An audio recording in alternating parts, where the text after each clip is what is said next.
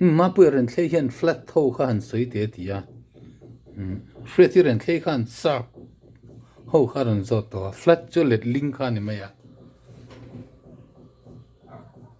tinan c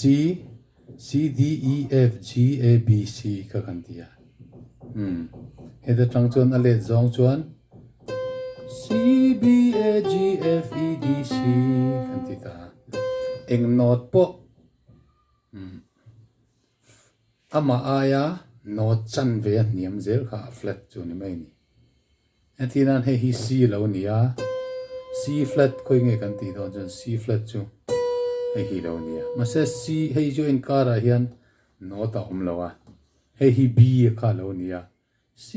b a g f e d c kan ti ka c b he hi b c flat ti ngai lawa b ani me ya hei hi b lo ni chuan b flat chu hei hi ni ta ni hei b flat chord chu lo ni ta ni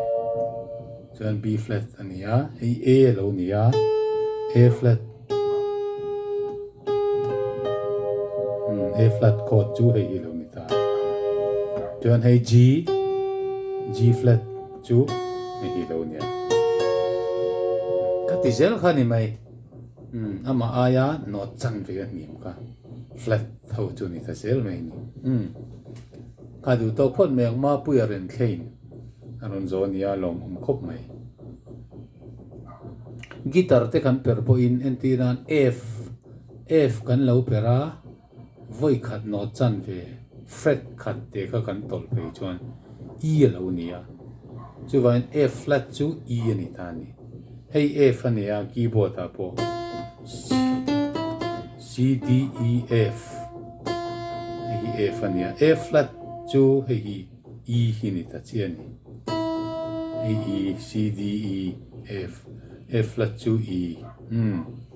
se F flat kan ti ngai lawa E ania E flat chu hei hi lo ni le ya